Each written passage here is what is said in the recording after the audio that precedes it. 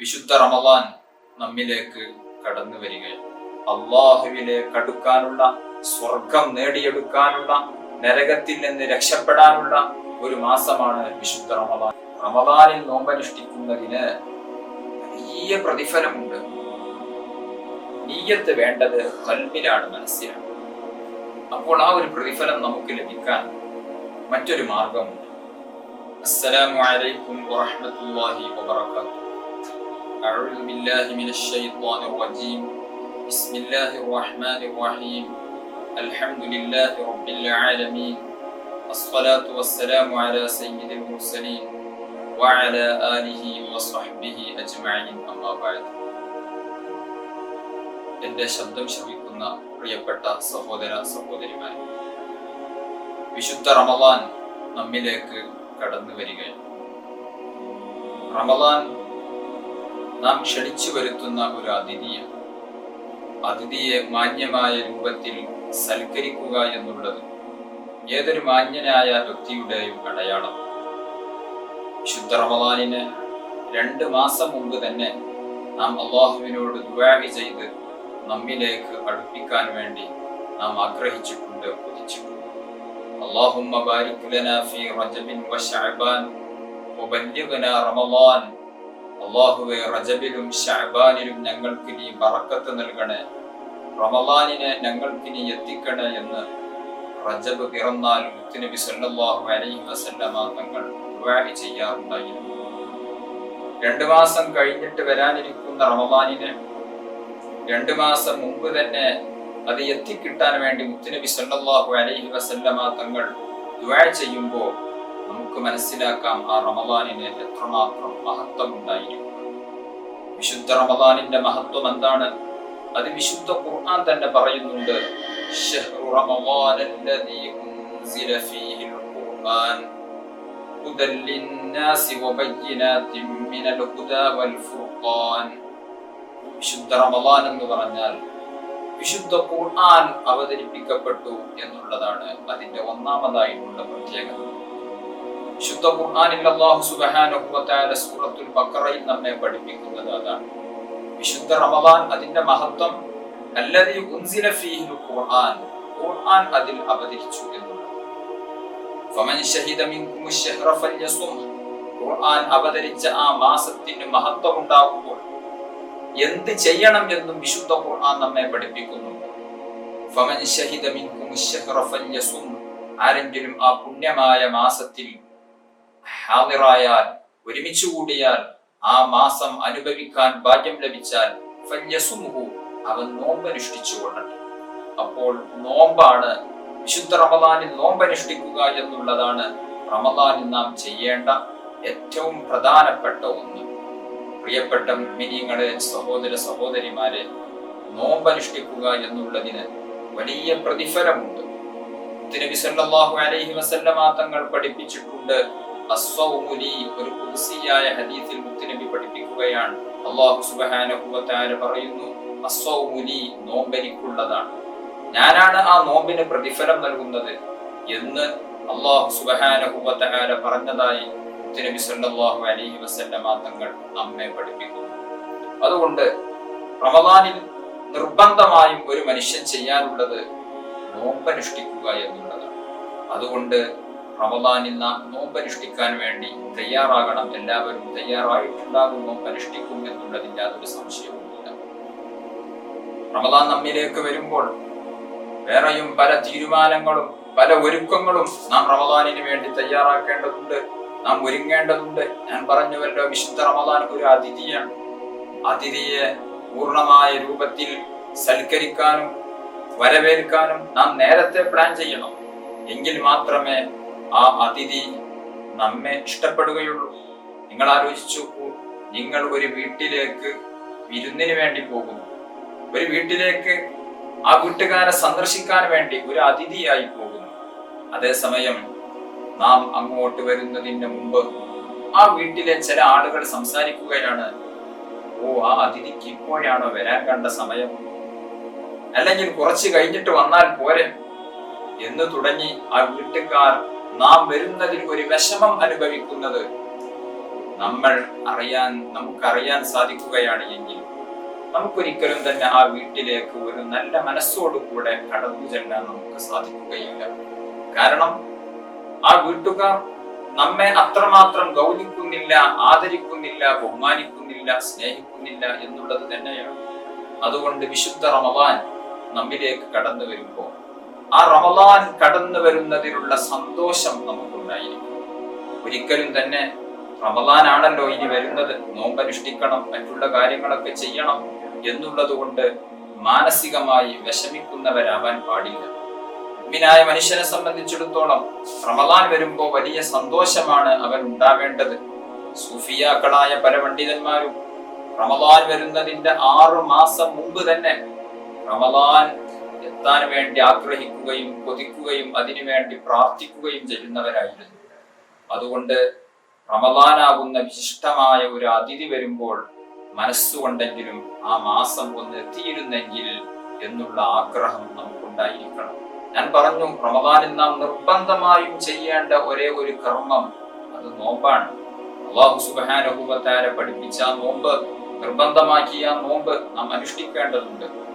ആ നോമ്പനുഷ്ഠിക്കൽ ഇഷ്ടമില്ലാത്തവർ, നോമ്പനുഷ്ഠിക്കുന്നതിനെ ബുദ്ധിമുട്ടായി കണക്കാക്കുന്നവരായിരിക്കും പലരും. റമദാൻ പിന്നീട് വന്നാൽ മതി, കുറച്ചും കൂടെ ആയിക്കോട്ടെ എന്ന് വിചാരിക്കുന്നു. പ്രിയപ്പെട്ട മുഅ്മിനീങ്ങളെ, ഞാൻ പറയാം, നോമ്പ് വളരെ ലളിതമാണ്, നോമ്പിന്റെ പ്രതിഫലം വളരെ വലുതാണ്. അതുകൊണ്ട് അതിന്റെ പേരിൽ നമുക്ക് റമദാൻ പിന്നെയാകുന്നതല്ലേ നല്ലത് എന്ന് ചിന്തിക്കേണ്ടതില്ല. റമദാൻ ഇങ്ങ് വരട്ടെ. റമദാനിൽ നമുക്ക് ഒരുപാട് നേടിയെടുക്കാനുണ്ട്. 11 മാസം നാം അമലുകൾ ചെയ്താൽ ലഭിക്കാത്ത വലിയ പ്രതിഫലമാണ് റമദാനാകുന്ന ആ ഒരു മാസത്തിൽ നമുക്ക് നേടിയെടുക്കാൻ സാധിക്കുന്നു. അതുകൊണ്ട് റമദാൻ വരുമ്പോ ഒന്നാമതായി നമുക്ക് ഉണ്ടാവേണ്ടത് മാനസികമായ ഒരു സന്തോഷം.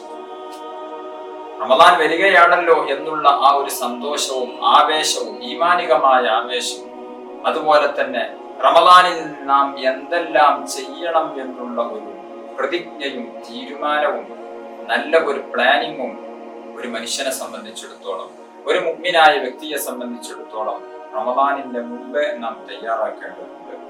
If you fail to plan, നിങ്ങൾ പ്ലാൻ ചെയ്യുന്നിടത്ത് പരാജയപ്പെടുകയാണ് എങ്കിൽ you are planning to fail, നിങ്ങൾ പരാജയപ്പെടാൻ വേണ്ടിയാണ് പ്ലാൻ ചെയ്യുന്നത് എന്ന് പറയപ്പെടുന്നുണ്ട്. അതായത് നിങ്ങൾ പ്ലാൻ ചെയ്യുന്നിടത്ത് പരാജയപ്പെടുകയാണ് എങ്കിൽ പരാജയപ്പെടാൻ വേണ്ടിയാണ് പ്ലാൻ ചെയ്യുന്നത്. അത് ഏത് കാര്യം എടുത്തു നോക്കുകയാണ് എങ്കിൽ, ബിസിനസ് ആകട്ടെ, മറ്റു കച്ചവടങ്ങളാകട്ടെ, അല്ലെങ്കിൽ ഒരു യാത്രയാകട്ടെ, നന്നായി പ്ലാൻ ചെയ്തുകൊണ്ടുള്ള പ്രവൃത്തിയാണ് എങ്കിൽ അത് വിജയിക്കും. ആ യാത്ര, ആ ബിസിനസ്, ആ കച്ചവടം അത് വളരെയധികം വിജയിക്കും. അതേസമയം ആ പ്ലാൻ ചെയ്യുന്നിടത്ത് നിങ്ങൾ പരാജയപ്പെട്ടാൽ, ആ പ്ലാൻ ചെയ്യുന്നിടത്ത് നിങ്ങൾ ഒരൽപ്പം പിറകോട്ട് പോയാൽ അത്ര തന്നെ വിജയിക്കുകയില്ല, വലിയ നഷ്ടമായിരിക്കും. അല്ലെ, ബിസിനസ് ചെയ്യുന്നിടത്ത് പലരും പ്ലാനിങ് ഇല്ലാതെ ബിസിനസ്സിലേക്ക് ഇറങ്ങും.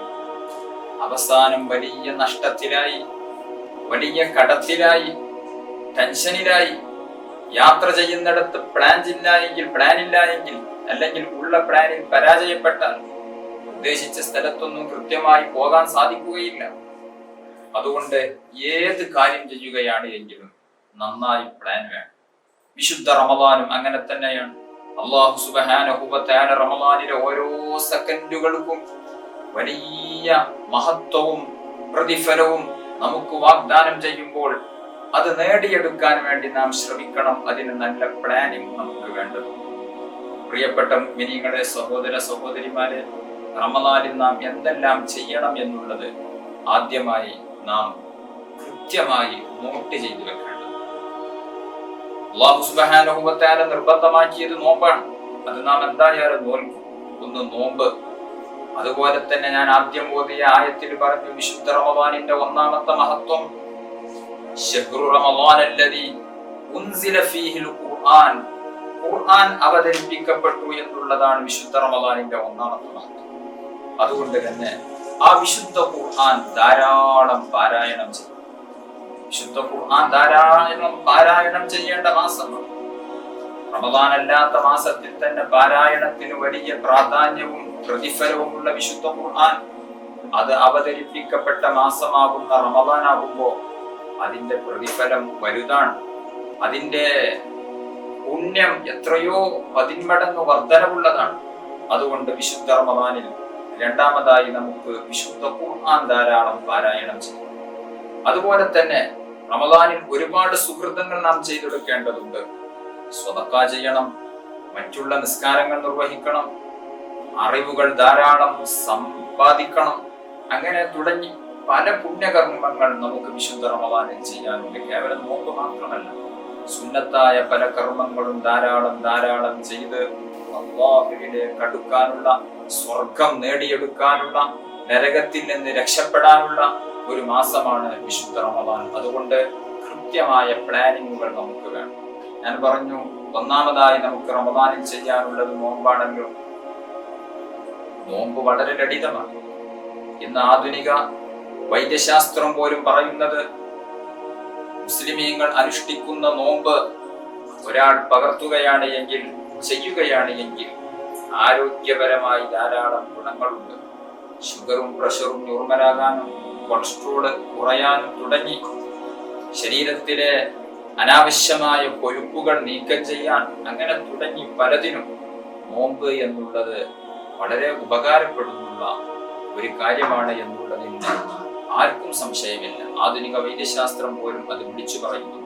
അതുകൊണ്ടാണല്ലോ മുസ്ലിമീങ്ങളല്ലാത്ത പലരും, പല ഹൈന്ദവ വിശ്വാസികളും, അതുപോലെ തന്നെ മറ്റു പല മതവിശ്വാസികളും, മതമില്ലാത്തവർ പോലും നമ്മൾ അനുഷ്ഠിക്കുന്നത് പോലെയുള്ള നോമ്പ് അനുഷ്ഠിക്കാറുണ്ട്. അതുകൊണ്ട് നോമ്പ് വളരെ ലളിതമാണ് എന്നതിൽ ആർക്കും സംശയമില്ല. ആരോഗ്യപരമായി വളരെയധികം നല്ല പുരോഗതി നമുക്ക് നേടിത്തരുന്ന ഒന്നാണ് നോമ്പ്.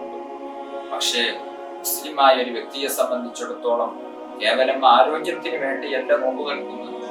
എന്തിനു വേണ്ടിയാ നോമ്പ് നോൽക്കുന്നത്? നോമ്പ് നോൽക്കുന്നത് അല്ലാഹു സുബ്ഹാനഹു വ തആല എന്നോട് കൽപ്പിച്ചു എന്നുള്ളത് കൊണ്ടാണ്. അല്ലാഹു സുബ്ഹാനഹു വ തആല പറഞ്ഞതല്ലേ, ഫമൻ ശഹിദ മിൻകും അശ്ശഹറ ഫല്യസും. ആരെങ്കിലും വിശുദ്ധ റമദാൻ അവൻ ഹാദിറായാൽ, അവൻ ഒരുമിച്ച് കൂടിയാൽ, ആ റമദാനിൽ ഒരാൾ ആയുസ്സോടുകൂടെ ജീവിക്കുകയാണ് എങ്കിൽ, റമദാനിൽ ഒരാൾക്ക് ആയുസ്സുണ്ടാവുകയാണ് എങ്കിൽ, നോമ്പനുഷ്ഠിക്കാനുള്ള ആരോഗ്യ സ്ഥിതിയും ഉണ്ട് എങ്കിൽ അവൻ ഫല്യസുംഹു, നോമ്പനുഷ്ഠിച്ചുകൊള്ളണം. അല്ലാഹുവിന്റെ കൽപ്പനയാണ്. അതുകൊണ്ട് അത് നിർബന്ധമായിട്ട് നാം ചെയ്യേണ്ടത്. പക്ഷെ നോമ്പനുഷ്ഠിക്കുന്നിടത്ത് പലർക്കും പരാജയം സംഭവിച്ചു പോകുന്നു. അതിലൊന്ന് ഞാൻ ഈ പറഞ്ഞതുപോലെ ലക്ഷ്യം മറ്റു ചിലതാകും. അതാവാൻ പാടില്ല. നമ്മുടെ നോമ്പിന് നിയ്യത്ത് വെക്കാറുണ്ട്, നിസ്കാരത്തിന് നിയ്യത്ത് വെക്കാറുണ്ട്. എന്താണ്? നബൈതു സൗമ വദിനാൻ അദാഇ ഫർദി റമദാനി ഹാദിഹി സനതി ലില്ലാഹി തആല. ലില്ലാഹി തആല എന്നുള്ള ഒരു വാക്ക് നോമ്പിനും അതുപോലെ തന്നെ നിസ്കാരത്തിന്റെയും ഒക്കെ നിയ്യത്തുകളിൽ നാം പറയാറുണ്ട്, മനസ്സിൽ കരുതാറുണ്ട്. അതായത് അല്ലാഹുവിന് വേണ്ടി. ഒരു മുസ്ലിമായ മനുഷ്യൻ പുണ്യകർമ്മങ്ങൾ ചെയ്യുമ്പോൾ, ആരാധനാ കർമ്മങ്ങൾ ചെയ്യുമ്പോൾ അതെന്റെ റബ്ബിന്റെ പൊരുത്തം ലഭിക്കാൻ വേണ്ടി എന്നുള്ള ഒരു മനസ്സിലുള്ള ഒരു കരുത്ത്, ഒരു നിയ്യത്ത് ഉണ്ടായിരിക്കും. എന്നാലാണ് അല്ലാഹു സുബ്ഹാനഹു വ തആല പറഞ്ഞ ആ വലിയ പ്രതിഫലം നമുക്ക് ലഭിക്കും. അതേസമയം ആ ഒരു നിയ്യത്തില്ലാതെ മറ്റു ലക്ഷ്യങ്ങൾക്കായാൽ, അതുകൊണ്ട് അള്ളാഹുവിന്റെ അരികിലുള്ള പ്രതിഫലം ലഭിക്കുമോ എന്നറിയില്ല. മറ്റു ലക്ഷ്യങ്ങൾ ഉണ്ടായിക്കോട്ടെ, പക്ഷേ ഒന്നാമതായിട്ടുള്ള ലക്ഷ്യം അല്ലാഹു സുബ്ഹാനഹു വ തആല അവൻ എന്നോട് കൽപ്പിച്ചതാണല്ലോ, ആ കൽപ്പന ഞാൻ നിറവേറ്റും. അതിന് ശാരീരികമായ ആരോഗ്യ ഗുണങ്ങൾ ഉണ്ടാവട്ടെ ഉണ്ടാവാതിരിക്കട്ടെ, അല്ലാഹു സുബ്ഹാനഹു വ തആല പറഞ്ഞതാണല്ലോ, അതുകൊണ്ട് ഞാൻ നോക്കും. ആ ഒരു നിയ്യത്താണ് നമുക്ക് ഒന്നാമതായി ഉണ്ടാകേണ്ടത്. അത് നോമ്പിൽ മാത്രമല്ല, ഞാൻ പറഞ്ഞു, നിസ്കാരത്തിന് വേണം, ദാനധർമ്മങ്ങൾ ചെയ്യുന്നതിന് വേണം, ജനങ്ങൾക്കിടയിൽ പേരും പ്രശസ്തിയും ലഭിക്കാൻ, അല്ലെങ്കിൽ മറ്റു പല ലക്ഷ്യത്തിനു വേണ്ടിയും പുണ്യകർമ്മങ്ങൾ ചെയ്യുന്നവരുണ്ട്. അങ്ങനെയാവരുത്. ഒന്നാമതായി അല്ലാഹുവിന് വേണ്ടി എന്നുള്ള ആ ഒരു നിയ്യത്ത് നമ്മുടെ മനസ്സിൽ ഉണ്ടായിരിക്കും. ഇതാണ് നോമ്പെടുക്കുമ്പോൾ നാം ശ്രദ്ധിക്കേണ്ട പ്രധാനപ്പെട്ട ഒരു കാര്യം. അതുകൊണ്ട് റമദാനിൽ നമുക്ക് ചെയ്യാനുള്ള ഒന്ന്, പ്രധാനപ്പെട്ട ഒന്ന് നോമ്പാണ്. നോമ്പിനെ സംബന്ധിച്ചിടത്തോളം നാം കർമ്മശാസ്ത്രപരമായി പറയുകയാണ് എങ്കിൽ നോമ്പിന് 2 ഫർളുകളാണ്. നമുക്കറിയാം, നിസ്കാരത്തിന് ഫർളുകളുണ്ട്, നിർബന്ധ ഘടകങ്ങളുണ്ട്. ആ നിർബന്ധ ഘടകങ്ങൾ ചെയ്താൽ മാത്രമാണ് യഥാർത്ഥത്തിൽ നോമ്പാവുകയുള്ളൂ. അതുപോലെ തന്നെ നിസ്കാരത്തിന്റെ നിർബന്ധ ഘടകങ്ങളാകുന്ന 14 ഫർളുകൾ ചെയ്താൽ മാത്രമാണ് നിസ്കാരമായി തീരുകയുള്ളൂ. നിസ്കാരത്തിലെ 14 ഫർളുകളിൽ നിന്ന് ഒരാൾ റുക്കൂഅ് എന്ന് പറയുന്ന ഫർള് ഉപേക്ഷിച്ചാൽ അയാളുടെ നിസ്കാരം സ്വീകാര്യമല്ല. കാരണം നിസ്കാരത്തിന്റെ നിർബന്ധ ഘടകമാകുന്ന റുക്കൂഇനെ അയാൾ ഉപേക്ഷിച്ചു എന്ന്. നിസ്കാരത്തിന് 14 ഫർളുകൾ ഉണ്ട് എങ്കിൽ നോമ്പിന് വെറും 2 ഫർളുകളാണ് ഉള്ളത്. ഒന്ന് നിയ്യത്ത്, 2 നോമ്പ് മുറിയുന്ന കാര്യങ്ങളിൽ നിന്ന് വിട്ടുനിൽക്കുക എന്നത്. ഇതാണ് രണ്ടാമത്തെ ഫർള്. നിയ്യത്ത് വളരെ ലളിതമാണ്. നിയ്യത്ത് എന്ന് പറഞ്ഞാൽ മനസ്സിലുള്ള കരുത്താണ്, മനസ്സിൽ കരുതലാണ്, ഒരു തീരുമാനമെടുക്കലാണ് നിയ്യത്ത് എന്ന് പറഞ്ഞാൽ. നാവ് കൊണ്ട് അത് പ്രത്യേകം ഉച്ചരിക്കുക എന്നുള്ളത് നിർബന്ധമായ കാര്യമാണ്. അപ്പോൾ നാം നിയ്യത്ത് വെക്കുമ്പോൾ നവൈതു സൗമ ഗദിൻ അൻ അദാഇ ഫർളി റമളാനി ഹാദിഹി സനതി ലില്ലാഹി തആല എന്ന് അറബിയിൽ പറഞ്ഞതിന് ശേഷം മലയാളത്തിൽ അതിന്റെ അർത്ഥം പറയും. എന്താണ് അർത്ഥം? നവൈതു എന്ന് പറഞ്ഞാൽ ഞാൻ കരുതി, സൗമ ഗദിൻ നാളത്തെ നോമ്പിനെ ഞാൻ കരുതി, അൻ അദാഇ ഫർളി റമളാനി റമളാൻ മാസത്തിലെ ഫർളായ അദാ ആയ നാളത്തെ നോമ്പിനെ നോൽക്കാൻ വേണ്ടി കരുതി. ഹാദിഹി സനതി, ഈ വർഷത്തെ. ആർക്ക് വേണ്ടി നോൽക്കാൻ കരുതി? ലില്ലാഹി തആല, അല്ലാഹുവിന് വേണ്ടി നോൽക്കാൻ കരുതി എന്ന് നാം നിയ്യത്ത് വെക്കും. അറബിയിൽ തന്നെ പറയണമെന്നില്ല, മലയാളത്തിൽ പറഞ്ഞാൽ മതി. സാധാരണഗതിയിൽ നമ്മുടെ പള്ളികളിലൊക്കെ തറാവീഹിന് ശേഷം ഈ ഒരു നിയ്യത്ത് ഇമാമ് പറഞ്ഞു കൊടുക്കാറുണ്ട്. അറബിയിലും പറയും, മലയാളത്തിലും പറയും. ഇങ്ങനെ പറയൽ സുന്നത്തേ ഉള്ളൂ, നിർബന്ധമുള്ള കാര്യമൊന്നുമല്ല. അതേസമയം ഇത് മനസ്സിൽ കരുതുക എന്നുള്ളത് മനസ്സിൽ കരുതണം. കേവലം നാക്കുകൊണ്ട് പറഞ്ഞാൽ മാത്രമായില്ല. അത് ഏത് നിയ്യത്തും, നിസ്കാരത്തിന്റെ നിയ്യത്താണെങ്കിലും നോമ്പിന്റെ നിയ്യത്താണെങ്കിലും നിയ്യത്ത് വേണ്ടത് ഖൽബിലാണ്, മനസ്സിലാണ്. അതുകൊണ്ട് നോമ്പിന് നിയ്യത്ത് വെക്കുമ്പോൾ, പ്രത്യേകിച്ച് തറാവീഹിൽ പങ്കെടുത്ത് പള്ളിയിൽ നിസ്കരിക്കുന്ന ആളുകളൊക്കെ പലപ്പോഴും നോമ്പിന്റെ നിയ്യത്ത് അശ്രദ്ധമായി നാവുകൊണ്ട് ഇങ്ങനെ പറയുന്നവരുണ്ട്. അശ്രദ്ധമായി നാവുകൊണ്ട് പറഞ്ഞതുകൊണ്ട് നിയ്യത്താവുകയില്ല. മനസ്സിൽ കരുതണം. നാവുകൊണ്ട് പറഞ്ഞാലും ഇല്ലെങ്കിലും മനസ്സിൽ കരുതലാണ്. ഇതാണ് നിയ്യത്തിൽ നാം ശ്രദ്ധിക്കേണ്ട ഒരു കാര്യം. മറ്റൊരു കാര്യം, നിയ്യത്തിൽ ശ്രദ്ധിക്കേണ്ട മറ്റൊരു കാര്യം, നിയ്യത്തിന്റെ ഒരു പ്രധാനപ്പെട്ട ഷർത്താണ് അത്തബീത്. അതായത് രാത്രിയിലായിരിക്കണം നിയ്യത്ത് വെക്കേണ്ടത്. ശാഫിഈ മദ്ഹബിനെ സംബന്ധിച്ചിടത്തോളം പറയുകയാണ് എങ്കിൽ നിയ്യത്ത് രാത്രിയിൽ വെക്കണം. അതായത് മഗ്രിബ് ബാങ്ക് കൊടുക്കുന്നതിന്റെയും സുബ്ഹ് ബാങ്കിന്റെയും ഇടയിലുള്ള ആ ഒരു സമയം, ആ ഒരു സമയത്തായിരിക്കണം നിയ്യത്ത് വെക്കേണ്ടത്. എല്ലാ രാത്രിയിലും നിയ്യത്ത് വെക്കണം. ഒരു രാത്രിയിൽ നിയ്യത്ത് വെച്ചാൽ പോരാ, എല്ലാ രാത്രിയിലും നിയ്യത്ത് വെക്കണം. അതുകൊണ്ട് എല്ലാ രാത്രിയിലും നിയ്യത്ത് വെക്കാൻ വേണ്ടി നാം പ്രത്യേകം ശ്രദ്ധിക്കണം. നിയ്യത്ത് വിട്ടുപോയാൽ നമ്മുടെ നോമ്പ് നഷ്ടപ്പെടും. ഒരാൾ ഒരു രാത്രിയിൽ നിയ്യത്ത് വെക്കാൻ മറന്നുപോയാലോ, നിയ്യത്ത് വെക്കാൻ മറന്നുപോയാൽ അദ്ദേഹത്തിന് പിറ്റേ ദിവസം നോമ്പില്ല. കാരണം നോമ്പിന്റെ പ്രധാനപ്പെട്ട ഒരു ഫർള് നിയ്യത്താണ്. ആ നിയ്യത്ത് അയാൾ മറന്നുപോയി. എന്നാൽ നിയ്യത്ത് മറന്നുപോയതിന്റെ പേരിൽ നോമ്പില്ല എന്ന് കരുതി അയാൾക്ക് ഭക്ഷണം കഴിക്കാൻ പറ്റുമോ? അതും പറ്റില്ല. കാരണം നിയ്യത്ത് മറന്നുപോയതിന്റെ പേരിലോ അല്ലെങ്കിൽ മറ്റെന്തെങ്കിലും കാരണത്തിന്റെ പേരിലോ നോമ്പെടുക്കാൻ കഴിവുള്ള ഒരാള് റമളാനിലെ നോമ്പ് അയാൾക്ക് നഷ്ടപ്പെട്ടാൽ അയാൾക്ക് ഇംസാഖ് നിർബന്ധമാണ്. ഇംസാഖ് എന്ന് പറഞ്ഞാൽ നോമ്പ് മുറിയുന്ന കാര്യങ്ങളിൽ നിന്ന് വിട്ടു നിൽക്കുക എന്ന്. അത് നിർബന്ധമാണ്. അതയാൾ ചെയ്തിരിക്കണം. അയാൾ നോമ്പുകാരനെ പോലെ നിൽക്കണം. ഇതിനാണ് ഇംസാഖ് എന്ന് പറയുന്നത്. അയാൾക്ക് വെള്ളം കുടിക്കാൻ പറ്റില്ല, ഭക്ഷണം കഴിക്കാൻ പറ്റില്ല. അതെന്ത്? നോമ്പേതായാലും ഇല്ലല്ലോ. നോമ്പേതായാലും ഇല്ലല്ലോ, എന്നാൽ പിന്നെ ഭക്ഷണം കഴിച്ചുകൂടെ, വെള്ളം കുടിച്ചുകൂടെ പറ്റില്ല. കാരണം വിശുദ്ധ റമളാൻ നാം ഓരോരുത്തരും ആദരിക്കേണ്ട, ബഹുമാനിക്കേണ്ട നോമ്പെടുക്കേണ്ടതായ ഒരു മാസം. ആ ഒരു ദിവസത്തിൽ, ആ ഒരു മാസത്തിൽ വല്ല വിധേനയും നിയ്യത്ത് നഷ്ടപ്പെടുകയോ അല്ലെങ്കിൽ മറ്റേതെങ്കിലും കാരണങ്ങളെ കൊണ്ടൊക്കെ നോമ്പ് ഇല്ലാതെയായി പോയാലും അതുകൊണ്ട് ഈ വിഷയം നാം ശ്രദ്ധിക്കേണ്ടത്. നോമ്പ് നഷ്ടപ്പെട്ടാൽ പിന്നെ എന്ത് ചെയ്യും? നോമ്പ് മറ്റൊരു മാസത്തിൽ റമദാൻ കഴിഞ്ഞിട്ട് ഏതെങ്കിലും ഒരു ദിവസം ഖളാ കിട്ടണം. റമദാൻ നോമ്പ് മറ്റൊരു മാസത്തിലോ മറ്റൊരു മാസത്തിൽപ്പെട്ട ഏതെങ്കിലും ഒരു ദിവസം ഖളാ കിട്ടുകയാണ് എങ്കിൽ അയാൾക്ക് ഫർദ് നോമ്പ് അനുഷ്ഠിച്ച പ്രതിഫലം ലഭിക്കും. റമദാനിൽ നോമ്പ് അനുഷ്ഠിക്കുന്നതിന് വലിയ പ്രതിഫലമുണ്ട്. ഒരു നോമ്പിന് 70,000 ഒക്കെ നോമ്പിന്റെ പ്രതിഫലം ലഭിക്കുന്ന മാസമാണ് വിശുദ്ധ റമദാൻ. അതുകൊണ്ട് തന്നെ റമദാനിൽ നോമ്പ് അനുഷ്ഠിക്കുന്ന പ്രതിഫലം, റമദാൻ നോമ്പാണ് അയാൾ പിന്നീട് ഖളാ കിട്ടുന്നത് എങ്കിൽ പോലും പിന്നീട് അത് ഖളാ കിട്ടുമ്പോൾ ആ ഒരു പ്രതിഫലം നമുക്ക് ലഭിക്കും. അതേസമയം നമുക്ക് നോമ്പ് നോൽക്കേണ്ട ബാധ്യത നിറവേറി. നാളെ പരലോകത്ത് പോയാൽ നീ എന്താ റമദാനിൽ നോമ്പ് അനുഷ്ഠിക്കാതിരുന്നത് എന്ന് ചോദിക്കുകയില്ല. കാരണം ആ നോമ്പ് അയാൾ ഖളാ കിട്ടിയിട്ടുണ്ട്. നോമ്പ് നോൽക്കാത്തതിന്റെ പേരിൽ കുറ്റക്കാരനാവുകയില്ല. കാരണം അയാൾ ആ നോമ്പ് ഖളാ കിട്ടിയിട്ടുണ്ട്. അതേസമയം റമദാൻ മാസത്തിൽ നോമ്പ് നോൽക്കുന്നവർക്ക് കൊടുക്കുന്ന പ്രതിഫലം അത്ര തന്നെ പ്രതിഫലം റമദാൻ അല്ലാത്ത മാസത്തിൽ റമദാൻ മാസം ഖളാ കിട്ടിയ നോമ്പ് കൊണ്ട് ലഭിക്കുകയും. അപ്പോൾ ആ ഒരു പ്രതിഫലം നമുക്ക് ലഭിക്കാൻ മറ്റൊരു മാർഗം ഫത്ഹുൽ മുഈൻ അടക്കമുള്ള ഗ്രന്ഥങ്ങളിൽ കാണാം. വിശുദ്ധ റമദാനിന്റെ ഒന്നാമത്തെ രാത്രിയിൽ തന്നെ റമദാനിലെ എല്ലാ ദിവസവും ഞാൻ നോമ്പനുഷ്ഠിക്കാൻ കരുതി എന്ന് നിയ്യത്ത് വെക്കും. അത് ശാഫിഈ മദ്ഹബ് അല്ല. ശാഫിഈ മദ്ഹബ് പ്രകാരം റമദാനിലെ ഓരോ രാത്രിയിലെയും നിയ്യത്ത് നിർബന്ധമാണ്.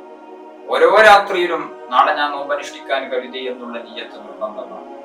അതേസമയം മാലിക്കി മദ്ഹബിൽ ഒരു അഭിപ്രായമുണ്ട്. മാലിക്കി മദ്ഹബ് പ്രകാരം റമദാനിലെ ഒന്നാമത്തെ രാത്രി തന്നെ ഞാൻ എല്ലാ ദിവസവും നോമ്പനുഷ്ഠിക്കാൻ കരുതി എന്ന് നിയ്യത്ത് വെക്കുകയാണ് എങ്കിൽ അഥവാ വല്ല വിധേനയും ഏതെങ്കിലും ഒരു ദിവസം നിയ്യത്ത് വെക്കാൻ മറന്നുപോയാൽ അവിടെ ഏതായാലും നോമ്പില്ലല്ലോ, നിയ്യത്ത് പോയല്ലോ എന്ന് കരുതി ഭക്ഷണം കഴിക്കില്ല, വെള്ളം കുടിക്കില്ല. അങ്ങനെ ഭക്ഷണം കഴിക്കാനോ വെള്ളം കുടിക്കാനോ പറ്റില്ല.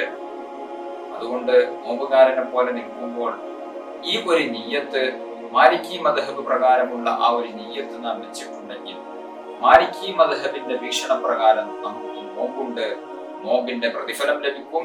അതേസമയം ശാഫിഈ മദ്ഹബ് പ്രകാരം നമുക്ക് നോമ്പ് ലഭിക്കണമെങ്കിൽ നാം പിന്നീട് ഒരു ദിവസം ഖളാ കിട്ടിയാൽ മതി. എന്നിരുന്നാലും റമദാനിൽ നോൽക്കുന്ന ആ ഒരു പ്രതിഫലം നമുക്ക് ലഭിക്കുമല്ലോ. മാലിക്കി മദ്ഹബ് പ്രകാരമാണെങ്കിലും റമദാനിൽ നോമ്പനുഷ്ഠിക്കുന്ന ഒരു പ്രതിഫലം നമുക്ക് ലഭിക്കുമല്ലോ. ഭക്ഷണം കഴിക്കുക, വെള്ളം കുടിക്കുക, തടിയുള്ള വല്ല വസ്തുവും അത് ചെറുതാകട്ടെ വലുതാകട്ടെ നമ്മുടെ ശരീരത്തിന്റെ ഉള്ളിലേക്ക് പ്രവേശിക്കുക, നോമ്പ് നോറ്റുകൊണ്ട് ഭാര്യ ഭർത്താക്കന്മാർ ശാരീരിക ബന്ധത്തിൽ ഏർപ്പെടുക തുടങ്ങിയ കാര്യങ്ങളെ കൊണ്ടൊക്കെ നോമ്പ് മുറിയും.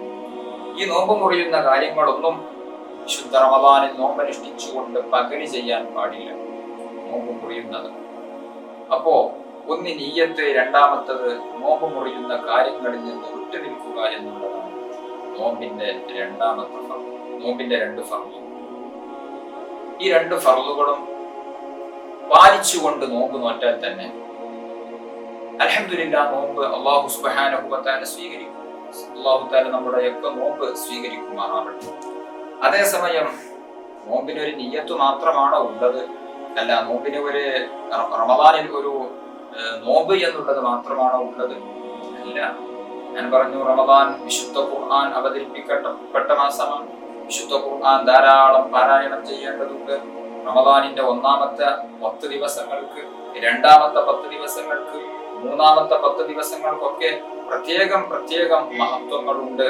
അതിനൊക്കെ ധാരാളം പ്രതിഫലം അല്ലാഹു സുബ്ഹാനഹു വ തആല പലതിന്റെ പേരിലും നമുക്ക് തരുന്നുണ്ട്. അതൊക്കെ സ്വായത്തമാക്കാൻ വേണ്ടി നാം ശ്രമിക്കണം. അതുപോലെ തന്നെ മറ്റു ദിക്റുകൾ, സ്വലാത്തുകൾ, ആരാധനാ കർമ്മങ്ങൾ, അങ്ങനെ പലതും നോമ്പിന് വേണ്ടി നാം പ്രത്യേകം ശ്രദ്ധിക്കേണ്ടതുണ്ട്. പ്രത്യേകം അതെല്ലാം കൃത്യമായ പ്ലാനിങ്ങോടുകൂടെ നാം നേരത്തെ പ്ലാൻ ചെയ്ത് പൂർത്തിയാക്കേണ്ടതുണ്ട്. അതുകൊണ്ട് റമദാനിൽ നാം ഒന്നാമത് ചെയ്യേണ്ടത് നോമ്പനുഷ്ഠിക്കുക എന്നുള്ളതാണ്. പിന്നീട് നാം ചെയ്യേണ്ടത് വിശുദ്ധ ഖുർആൻ പാരായണം.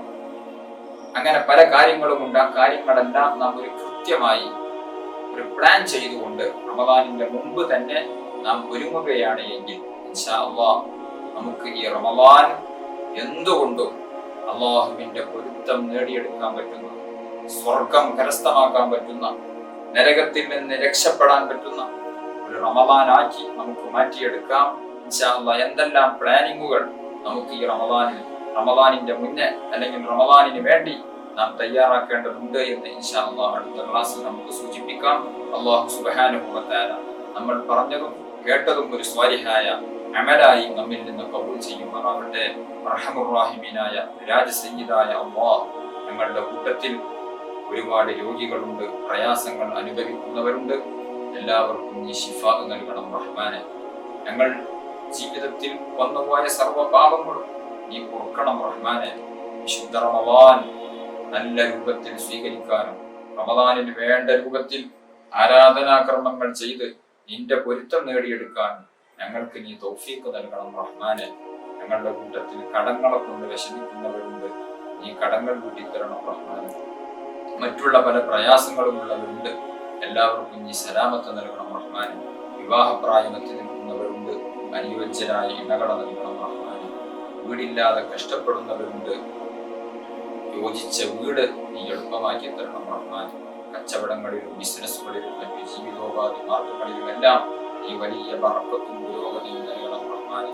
എല്ലാത്തിനും ഉപരി ആഖിബത്ത് നന്നായി കലിമത്തു തൗഹീദ് ഉച്ചരിച്ച് യഥാർത്ഥ മുഅ്മിനായി പൽവിലങ്ങി വിളങ്ങി മരിക്കാൻ നീ തൗഫീഖ് നൽകണം റഹ്മാനെ. നാളെ സ്വർഗീയ ലോകത്ത് ഞങ്ങളെ എല്ലാവരെയും നീ ഒരുമിച്ച് കൂടി അനുഗ്രഹിക്കണം റഹ്മാനെ. ആമീൻ ബിറഹ്മതിക യാ അർഹമർ റഹീമീൻ. ദുആ വസിയ്യത്തോടെ അസ്സലാമു അലൈക്കും വറഹ്മത്തുള്ളാഹി